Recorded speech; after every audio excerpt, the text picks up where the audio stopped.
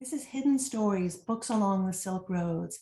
I'm Suzanne Akbari, and I'm here today with David Fernández, a rare book librarian at the Fisher Library at the University of Toronto. And we're here together to talk about a baptismal register from Mexico City. David, thank you for joining. And could you just talk a little bit about the object we're going to discuss today and how you came to it? Thank you, Suzanne, for inviting me. This is, I would say, one of my favorite manuscripts here at the library. And we acquired it several years ago. I think it was in 2016. And like many acquisition decisions that we make here at the library, we look at what we have in the collections, or in many ways, the collections themselves are the ones helping us make these decisions. So we didn't have any object like this in the collection. We had another commonplace book bound in a similar style in the collections, and also a notebook that was kept also from the 18th century, bound in as a wallet binding as well. It was kept at a shop in northern Mexico, where the owners would record the daily operations of this shop. So when I saw this item available in the market, I thought this would be perfect for the collection, especially since there's so many questions we can ask this particular object, not only in the context of book history, but also colonial history in Latin America. Yeah, thank you. You mentioning colonial history, and this encourages me to move from the book structure, which you've been talking to us about a little bit here, this sort of flap binding, this envelope binding that we see, to the place that it came from. And, we won't talk about this in detail, but when we look at maps from the 18th century, including this 1720 map of Mexico City, that's meant to provide a grid for the city, sanitation guidance, and then this 1794 map, which also breaks down the city in all kinds of ways. I wonder if it's helpful for us to think about this context and as we approach the book and what it's trying to do. Yes, and maps as objects help us visualize not only spaces, but then when we link maps like this one's to records, and especially a record like the baptismal ledger, we can place the personal stories or narratives that we are reading from this kind of registers in physical spaces. And like I said, maps help us visualize or put those narratives in real spaces that still exist. Of course, they don't look the same and they don't operate in the same way, but that's the whole process of history making or learning about history with objects like this ones. Yeah, it really offers us a kind of window into the past. I was very moved by the ways in which there's this kind of organizational structure, which is, how can I put it, cold and powerful in all kinds of ways. And yet these are human lives, human stories that we see in the register. Can you talk a little bit about what the register would have been for? And this is a register for Indios, and there's a kind of a categorization system of people that's being invoked there. Could you tell us a little bit about that? For sure. The Spanish and Portuguese Empire, I often say this, they navigated their way through a sea of documents and books that they produced for over 300 years to govern their foreign domains, not only in the Americas, but also elsewhere in the world, including Africa and Asia. This baptismal register is a product of that period. A period in which things or factors like race, gender, played an important role in the way certain documents were produced. So this baptismal ledger exists for the purpose of recording the baptisms of Indigenous peoples and Indigenous peoples only.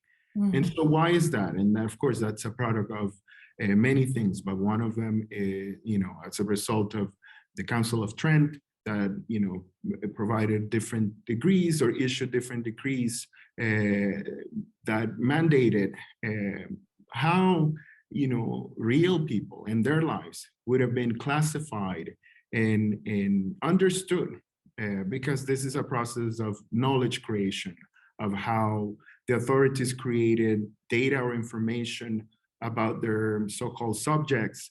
And this is, I think, an example that shows us that, the business of empire in practice. Exactly. Yeah. There's that sort of division of different kinds of people in the different kinds of ledgers in racialized categories. And then within the bookkeeping system itself, we've got this alphabetized index that would provide an easy way to sort of look up individuals and again, manage the flow of information. And here with this first page of the registry of births following the index, we sort of get a title page that then introduces us to the very first of each of these entries. And they're in different scripts, different handwritings. Can you talk a little bit about that? In other words, it's one record, but it's the record of a number of different hands. That's correct. When I catalog the item, I spend, I would say, weeks working my way through the evidence that I saw. I was able to identify at least 8 hands, all cursive writing, and of course the names associated with those hands. So we have different members of the clergy that were part of the parish of San Sebastian Martyr in the heart of Mexico City. And like you said, the entire ledger is not unique. There are other documents that are produced or were produced in the same way, but this one, as you in the presence of this document and as you go through the pages, you see how important it is to keep everything organized. And, each entry, it's its own, or it's occupying its own space, and there's a formula or a formulaic language even, that is in many ways borrowing from notarial documents or legal documents. So everything, all of the entries start with the place, and then, the names of the individuals, the names of the godparents, and sometimes their occupations, information about the child or the children in some cases. Yeah, let's look at that a little more closely. This is the page opening that we're showing in the exhibition at the Aga Khan Museum itself. And here a closer up view of the left-hand page. And here's the right-hand page. And if we go in a little bit closer, we can maybe look at one of those entries in the way you're describing. It begins with in the city of Mexico and then goes on from there. In some cases, we hear about the neighborhoods or what it lists as barrios, and then, as you say, the parents' names where these are known, godparents' names. Could you take us through maybe the entry that we're looking at? Because this is Maria Josefa Secundina. Could you So yes, that one maybe a little bit? Yeah, so this is a typical entry or asiento, that's the term in Spanish. And you've noticed that all of them are numbered. The name of the child is always on the right. And then, like I mentioned before, it starts with the place, always in the city of Mexico. It gives us the date, and el 2 de julio de 69, 1769, I, the vicar. So that's where the authority comes into the narrative.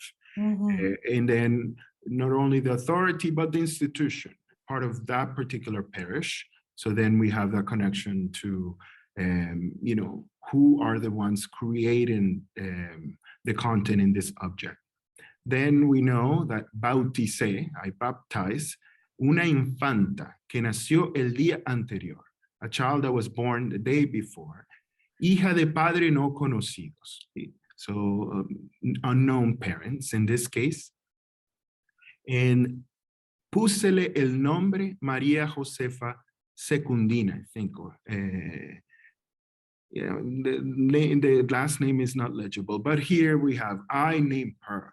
So even that to me is quite interesting. We have so many examples like this. So who is deciding those names? Is there someone else involved? And in some cases, we have, or in most cases, I would say, we have the names of the godparents or those who became responsible for the welfare of these children. And then at the end of each entry, we have the 2 autographs or signatures of the vicar and a witness. Again, that legal kind of documentation that you were describing earlier, it's a performative kind of document that Correct. records the naming and actually performs the naming in some way. I was so interested in what you were saying about the different parts of this entry, the parents' names where the parents are known and so on, but also the godparents. And I wonder how we might understand the role there. On the one hand, I can understand thinking about that as guardians, benevolent people who are seeking to look after and especially look after the religious education of these children. And that's one way of understanding it. But in colonial systems, how can I put it, that guardian role can be working in different ways. I know to some extent we're speculating, but what's your sense of how that works? Well, just by looking at this document, not only this entry, but many others, anyone without any, previous knowledge of how the colonial societies operated, especially around family structures, immediately would understand that godparents played a huge role. For instance, there are numerous entries where the vicar is recording the fact that he explained to the godparents their responsibilities. So that goes to show that this is part of a system or a structure that was not only rooted in the Catholic faith in this case, but also in a communal or a structure where different members of the community are involved in the process of raising a child. Mm-hmm, mm-hmm. That's so interesting. The entries also, as I said, in many cases will tell us about the parents. In other cases, they indicate the parents are unknown. Again, it's very difficult to reconstruct these individual stories, often probably impossible to reconstruct them over this gap of hundreds of years. But what can we infer? Are these, how can I put it, are these children who've become orphaned and are being raised in a benevolent way in the community? Or are there other kinds of colonial structures that are playing a role in how these people's lives unfold? I think that's one of the most difficult questions to answer, not only because we need to do more work in order to understand what was, the situation of orphans in this kind of, children in places like Mexico City. But if we think of it in today's context, when we know that colonial power structures erase the identities, the religion, in every aspect of the life of children that came under their care. And so I often, when I see this register and I'm working with it in the context of a classroom with students, this is one of the questions I ask them to think about, hoping that one of the students one day will take on the responsibility to do the research and answer these questions and even find evidence elsewhere as a comparison to learn more about the social history that we can uncover by studying this document in deeper and more meaningful ways. I'm glad you were talking a little bit about the classroom and the ways in which you bring this book. I don't think it's too much to say you bring this book to life in that setting. On the one hand, the book is an object that tells us something about the historical past, but it's also active in today's world and has a kind of potentiality that you're bringing out there. And I'd love to learn more about how your students have responded and see what kinds of things they might do in the future. One aspect of the entries that struck me especially was, as you were saying, it's a colonial environment that we're seeing described here, but there's little glimpses into, how can I put it, continuities from the past that persisted into the 18th century present. Even something so small as the place names for the different barrios. So for example, here at entry 233 for Juan Secundino, there's the barrio of Tlahueltronco. I can't quite read it. And so these neighborhood names, they sometimes have Spanish or Castilian nomenclature, but they also preserve place names from that past. And I wonder if that's something that's emerged in the classroom or in your research or in other discussions? In other words, what are the threads that link pre-conquest to this post-conquest history? Yeah, I often, when I present this kind of documents to students, I often tell them that these documents become sites of encounters and encounters of different cultures, and encounters take many forms, and one of them is linguistic. And so here we have, the continuation of naming places that began in the context of Mexico at the beginning of the 16th century, in the 1520s. Those names were still being used. And why is that? Is it because those that resided, those indigenous people that resided, and mestizo people as well, that resided in these neighborhoods, kept referring to their spaces, their original lands, using the actual names that were given by their own cultures, by their own peoples.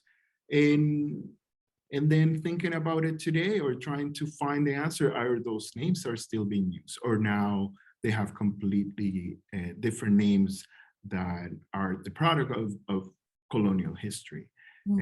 So this is one of the discussions that often brings a lot of attention to, and questions in the classroom. Yeah, no, the lives that we see here, that we get a glimpse of through this object, are, I think, deeply moving, and there's so much more to be learned and to be said and to be thought about in a respectful way here. One of the things we talked about a little bit briefly at the beginning, and I just want to think about again, is the book as an object and the craft practice and the making of it. And here, this is just an image again of the book cover that comes from the digital exhibit that accompanies the in-person exhibit at the Aga Khan Museum, where we'll be placing this interview or this discussion, but also other resources as we develop them over the course of the year. And I wonder if you have any thoughts, David, about the craft practices. That is, we've been talking a lot about the people whose lives are recorded or kind of controlled or put into certain kinds of settlement colonial structures here. But what about the making and the object itself? Are there things we can learn about the people who lived and worked in 18th century Mexico City from the object itself? For sure. Immediately, you would know that whoever produced this care about what they were doing. And it shows in the materiality, in the details, as you open and see how it was put together, how it was sewn, in the careful, yet amateur, or maybe not amateur, but practical purpose that having a binding like this, for example, the labels and the writing on the labels, the spine, the label on the spine is almost intact.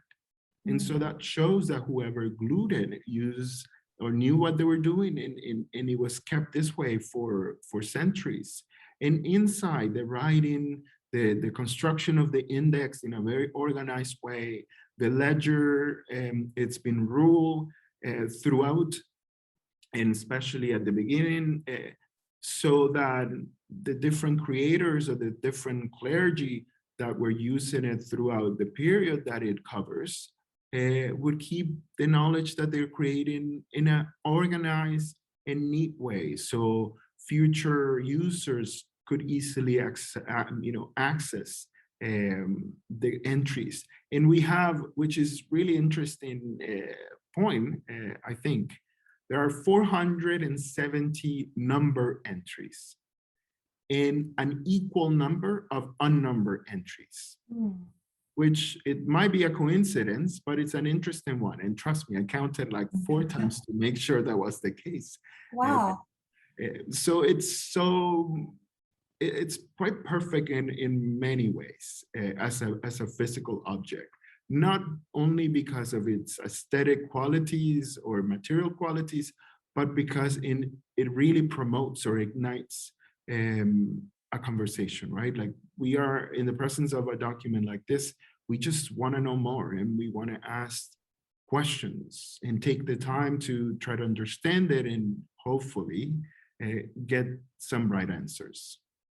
Yeah, I'm really moved by what you're saying, David. And the Fisher Library has digitized the manuscript, so it's possible for people to really look into the details of the individual pages and the, as you mentioned, the meticulous craft practices that went into the making of the object itself. And I'm also really moved by what you were saying about the meticulousness with which it was made, which lets us kind of see two things almost, right? One is that, again, that sort of administrative structures of colonial control, but also perhaps respect for the individual lives that we get a glimpse into. So there's almost two ways, I guess, of seeing the function of that meticulousness and the record keeping.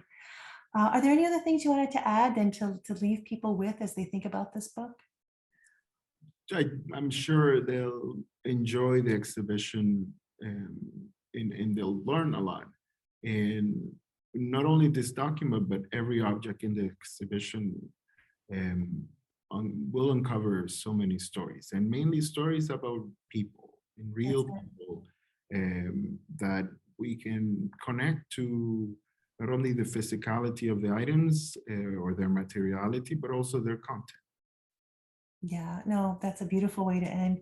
Thank you so much, David. And I just encourage people to dig deeply into this object in particular, but also the other ones that will be available to see in the exhibit itself through the end of February 2022, but in an ongoing way in the digital exhibit. Thank you again, David.